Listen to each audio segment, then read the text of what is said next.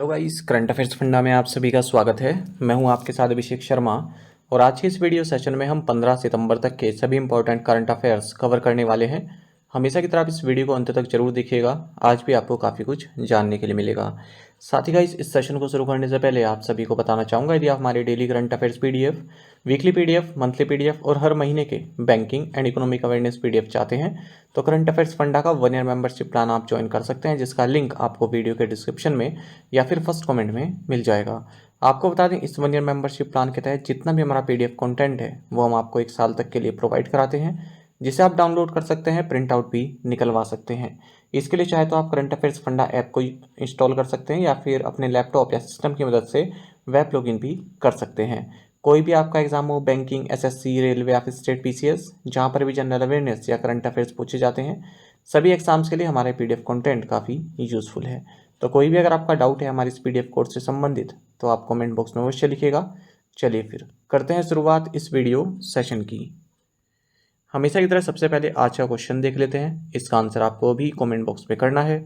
In which state is Hussain Sagar lake located? Hussain Sagar झील किस राज्य में स्थित है? ऑप्शन देख लेते हैं, केरल, तेलंगाना, महाराष्ट्र या फिर आंध्र प्रदेश। तो जल्दी से आप आंसर कर दीजिए, फिर हम आगे बढ़ते हैं। इसी तरह क्वेश्चन यदि आप प्रैक्टिस करना चाहते हैं तो हमें टेलीग्राम पर ज्वाइन कर लीजिए। करंट अफेयर्स फंडा नाम से हमारा टेलीग्राम चैनल है।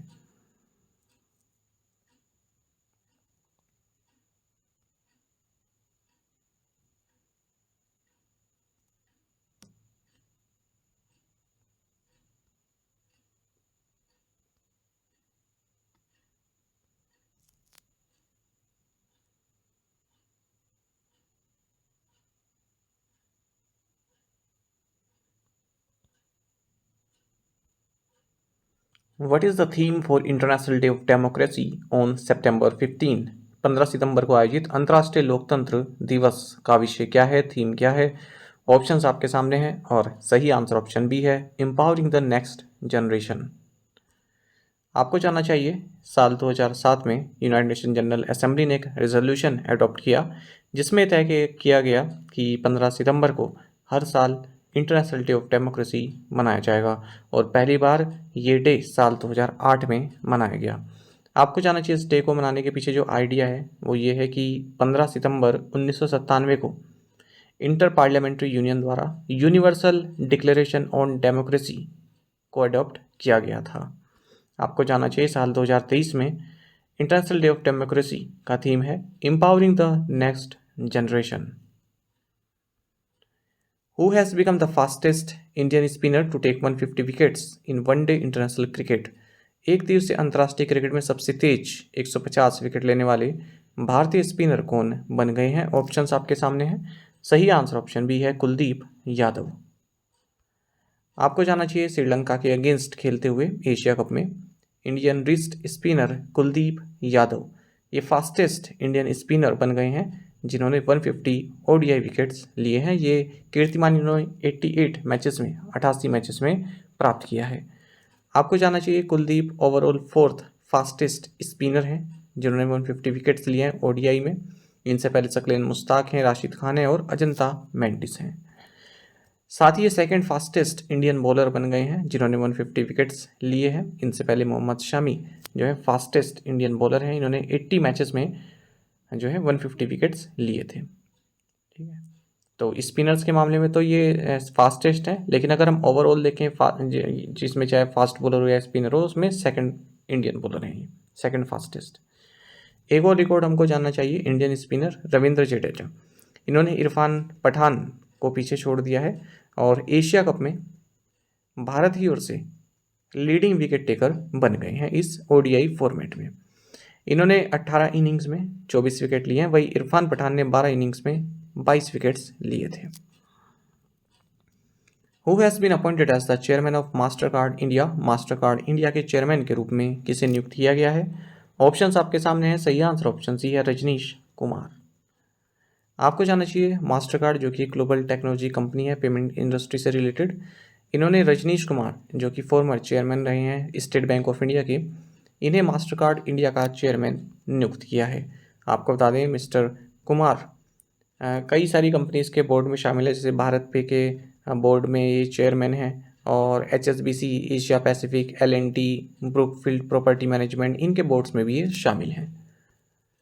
Where was the international conference on dam safety held? बांध सुरक्षा पर अंतर्राष्ट्रीय सम्मेलन कहाँ आयोजित किया गया?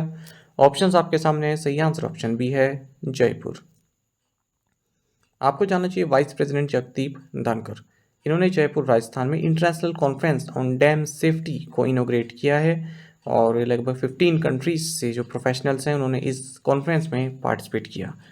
आपको जानना चाहिए ये जो कॉन्फ्रेंस है ये डैम सेफ्टी कॉन्फ्रेंसेस नाम से एक सीरीज चलाई जा रही है dam rehabilitation and improvement project के तहत, तो उसी का एक हिस्सा है।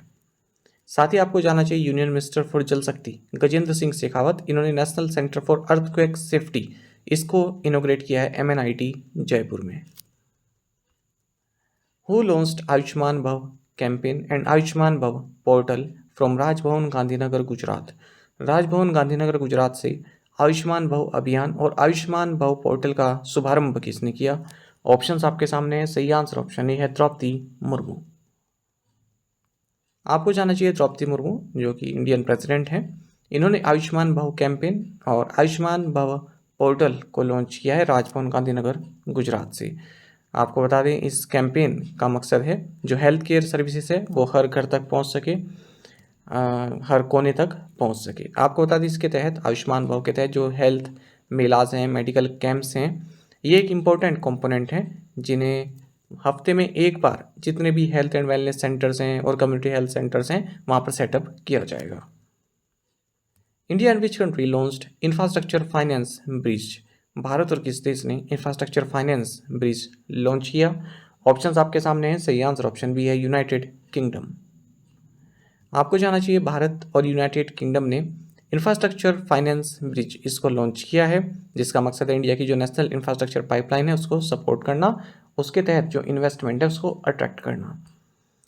तो ये जो इंफ्रास्ट्रक्चर फाइनेंस ब्रिज है इसके तहत एक कोलैबोरेशन किया गया है नीति आयोग और सिटी ऑफ लंदन कॉरपोरेशन के बीच में, and it aims to harness their expertise to implement major infrastructure project. आपको जानना चाहिए हाल ही में ministerial India UK economic and financial dialogue का 12th राउंड न्यू दिल्ली में कंप्लीट हुआ है। इसमें भारत की ओर से निर्मला सीतारमन जो कि union minister for finance and corporate affairs हैं, वही यूनाइटेड किंगडम की ओर से मिस्टर जेरेमी हंट इन्होंने जो है इसमें पार्टिसिपेट किया। What is the financial outlay approved for the e-courts project phase 3 by the union cabinet? केंद्रीय मंत्रिमंडल द्वारा ई कोर्ट परियोजना चरण 3 के लिए कितने वित्तीय परिव्यय को मंजूरी दी गई है? ऑप्शंस आपके सामने है। सही आंसर ऑप्शन सी है, 7,210 करोड़ रुपीस। देखिए यूनियन कैबिनेट जिसकी अध्यक्षता प्राइम मिनिस्टर नरेंद्र मोदी ने की, इन्होंने ई कोर्ट्स प्रोजेक्ट फेज 3 को अप्रूव कर दिया है as a central sector scheme अगले 4 साल के लिए, 2023 से शुरू हो रहा है। और इसकी जो फाइनेंशियल आउटले है ये 7,210 करोड़ रुपए की रही है। आपको बता दें जो ये ई कोर्ट्स प्रोजेक्ट है ये नेशनल ई गवर्नेंस प्लान के तहत चलाया जा रहा है साल 2007 से, ताकि इंडियन जुडिशरी को ICT इनेबल किया जाए। तो ये सेंट्रली स्पॉन्सर्ड स्कीम है ई कोर्ट, है ना, और ये 3rd इसका फेस है। इसको department of justice, ministry of law and justice, government of India and E committee supreme court of India द्वारा चलाया जा रहा है।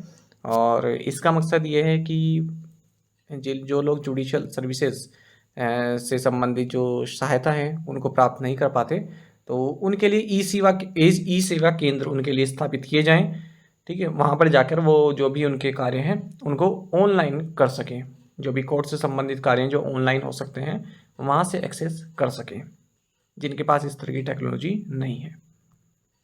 Which state hosted the shrimp farmers conclave 2023? Shrimp किसान कॉन्क्लेव 2023 की मेजबानी किस राज्य ने की है? ऑप्शंस आपके सामने। सही आंसर ऑप्शन बी है, गुजरात। आपको जानना चाहिए union minister for fisheries, animal husbandry and dairying Parshottam Rupala, इन्होंने ICAR central institute of brackish water aquaculture इनके द्वारा आयोजित श्रिम्प फार्मर्स कॉन्क्लेव 2023 का 2nd edition Navsari agriculture university campus Gujarat में इनोग्रेट किया है। आपको बता दें इस कॉन्क्लेव को कंडक्ट कराने में जो फाइनेंशियल सपोर्ट है वो national fisheries development board, government of India द्वारा दिया गया है और इस कॉन्क्लेव को प्रधानमंत्री मत्स्य संपदा योजना के तहत जो है आयोजित किया गया। आपको जानना चाहिए मिस्टर रूपाला ने हाल ही में जो प्रधानमंत्री मत्स्य संपदा योजना है इसके 3 साल पूरे होने का जो इवेंट है उसे इंदौर मध्य प्रदेश में संबोधित किया। आपको बता दें प्रधानमंत्री मत्स्य संपदा योजना इसे 10 सितंबर 2020 को लॉन्च किया गया था और इसका मकसद है जो ब्लू रेवोल्यूशन है, ठीक है, उसको जो है आगे बढ़ाना, फिशरी सेक्टर को आगे बढ़ाना अगले 5 साल तक, 2020 से 2025 तक। How much monetary penalty did the Reserve Bank of India impose on the Baramati सहकारी बैंक लिमिटेड? भारतीय रिजर्व बैंक ने बारामती सहकारी बैंक लिमिटेड पर कितना मौद्रिक जुर्माना लगाया है? सही आंसर ऑप्शन बी रहेगा, 2 लाख रुपीस। आपको जानना चाहिए रिजर्व बैंक ऑफ इंडिया ने बारामती सहकारी बैंक लिमिटेड जो कि बारामती पुणे महाराष्ट्र में है, इस पर 2 लाख रुपए का जुर्माना लगाया है for non compliance with the directions issued by RBI on maintenance of deposit accounts primary cooperative banks. और जुर्माने देखें जो आरबीआई ने हाल ही में लगाए हैं, 2 लाख रुपए का लगाया है बेचाराजी नागरिक सहकारी बैंक लिमिटेड महसाना गुजरात पर for non compliance with the directions issued by RBI on placement of deposits with other banks by primary cooperative banks. RBI ने 5 लाख रुपए का जुर्माना लगाया है Waghodia urban cooperative bank limited Vadodara Gujarat पर for non compliance with the direction issued by RBI on loans and advances to directors relatives and firms concerns. साथ ही RBI ने 5 लाख रुपए की मॉनेटरी पेनल्टी लगाई है Viramgam mercantile cooperative bank limited Viramgam district Ahmedabad Gujarat for non compliance with the directions issued by RBI on loans and advances to directors. What change did the RBI make to the held for trading HFT category for securities? RBI ने प्रतिभूतियों के लिए held for trading यानी कि HFT श्रेणी में क्या बदलाव किया है? सही आंसर ऑप्शन बी है, remove the 90 days ceiling। तो राइट आंसर ऑप्शन बी है।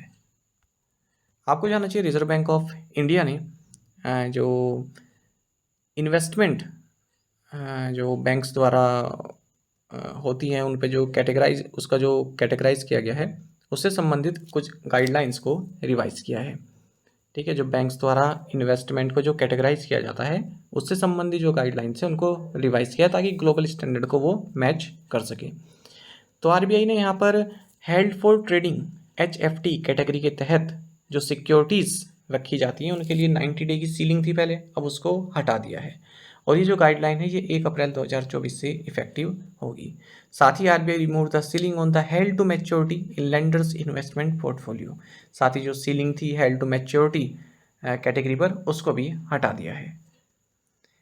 फिलहाल banks are allowed to set aside more than 25% of total investment under STM। तो STM कैटेगरी के तहत यानी कि हेल्ड फॉर ट्रेडिंग के तहत जो बैंक्स हैं उनको 25% ऑफ टोटल इन्वेस्टमेंट को अलग रखना पड़ता है, provided the investment in government securities to meet the statutory liquidity ratio requirement is capped at 18%। आपको जानना चाहिए आरबीआई ने न्यू कैटेगरी भी इंट्रोड्यूस की है इन्वेस्टमेंट से संबंधित, यह है fair value through profit and loss FVTPL account.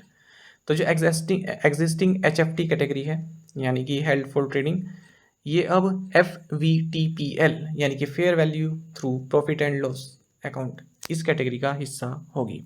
तो इस तरह से अब 3 कैटेगरी में डिवाइड हो जाएगा जो investment portfolio FVTPL, STM and available for sale. Which bank has launched virtual commercial credit card in tie up with visa?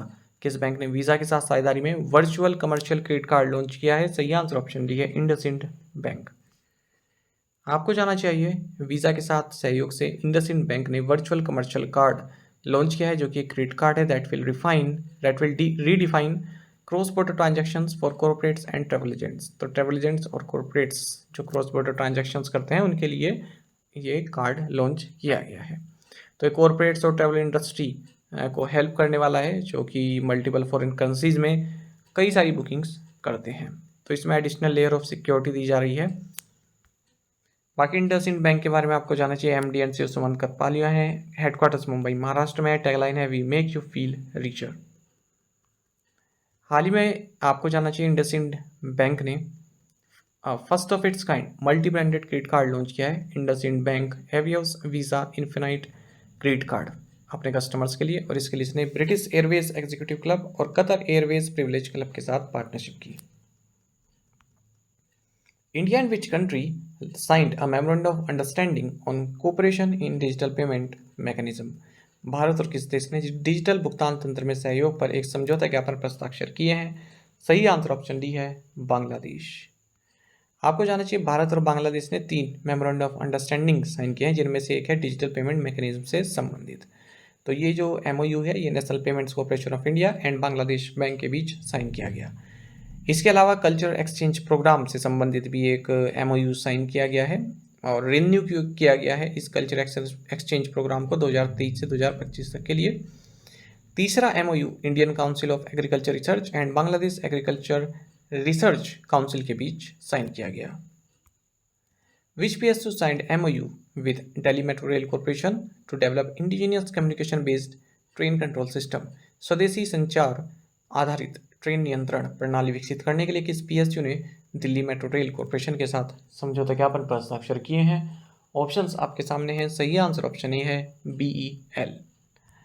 आपको जानना चाहिए Delhi metro rail corporation and Bharat electronics limited यानी कि BEL, इन्होंने एक मेमोरेंडम ऑफ अंडरस्टैंडिंग MOU पर sign किए हैं, जिसके तहत ये indigenous communication based train control system को बनाएंगे। This partnership will transform rail transportation in India, driving innovation, reducing cost and fostering self reliance in the field of train control signalling systems. Which IIT conducted India's first national scale mapping of soil इरोडेबिलिटी? किस IIT ने भारत में मिट्टी के कटाव का राष्ट्रीय स्तर पर मानचित्र विकसित किया है? सही आंसर ऑप्शन ए है IIT दिल्ली। आपको जानना चाहिए IIT Delhi, Indian Institute of Technology Delhi के रिसर्चर्स ने इंडिया का पहला national scale mapping of soil erodibility को कंडक्ट किया है। यानी कि अगर आप हिंदी में इसको देखें तो राष्ट्रीय स्तर पर जो मिट्टी का कटाव है उसके लिए मानचित्र विकसित किया है। इससे पहले जो सोइल इरोडेबिलिटी असेसमेंट है ये स्पेसिफिक रीजन या फिर कैचमेंट्स एरियाज में कंडक्ट किए गए, लेकिन नेशनल लेवल पर यह पहली बार किया गया है। इस स्टडी में पाया गया कि out of 50 districts with high soil halogen, मतलब ऐसे 50 डिस्ट्रिक्ट जहाँ पर सबसे ज़्यादा सोइल इरोजन देखी गई है, उनमें से 29 उत्तर प्रदेश में है, 13 बिहार में और 3 गुजरात में है, 2 हरियाणा में है, 2 राजस्थान में और 1 पंजाब में है। Which company has appointed SR Bartley and Associates LLP as its new statutory auditor for a 5-year term? किस कंपनी ने SR Bartley and Associates LLP को 5 साल की अवधि के लिए अपना नया लेखा परीक्षक नियुक्त किया? सही आंसर ऑप्शन बी पेटीएम।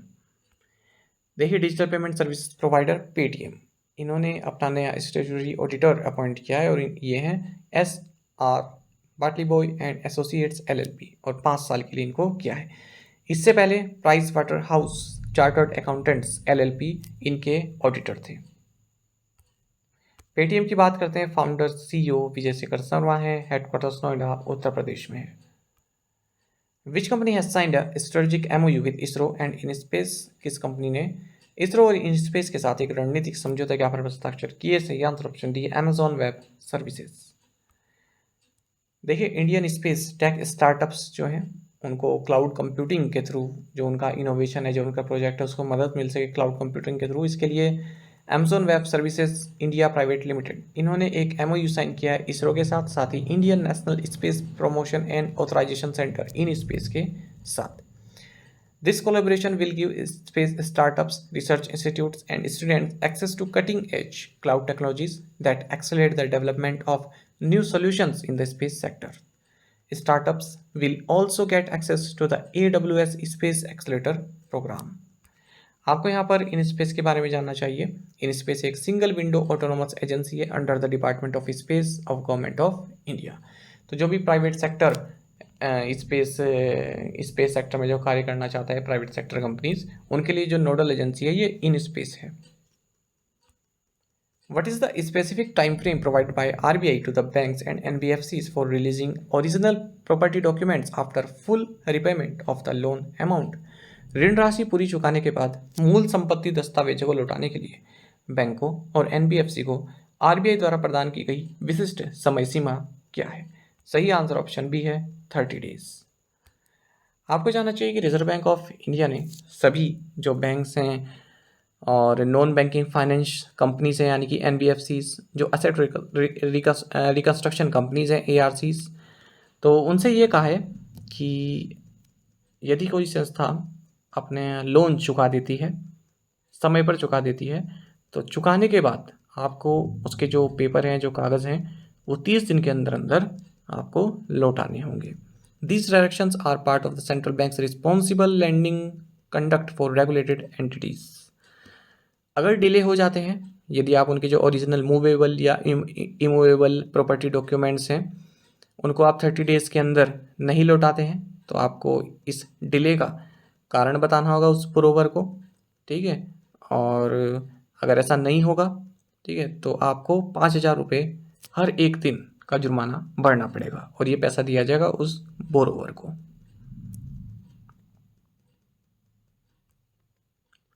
और ये डिसीजन 1 दिसंबर 2023 से इफेक्टिव होगा।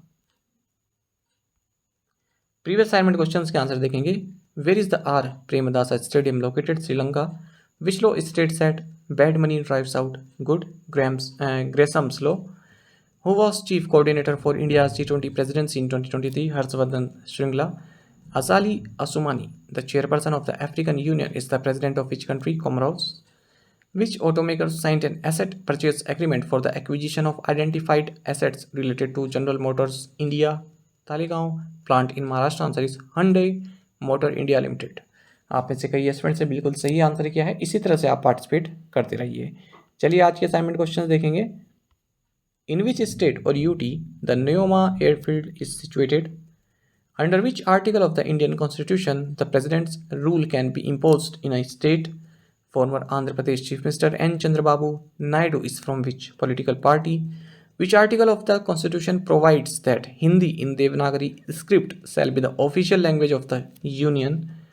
Sir Creek is the tidal estuary in the uninhabited marshlands on the border between India and Pakistan. The creek flows through which Indian state? ये एग्जाम में कई बार पूछा गया है, सर क्रीक कहाँ पर है।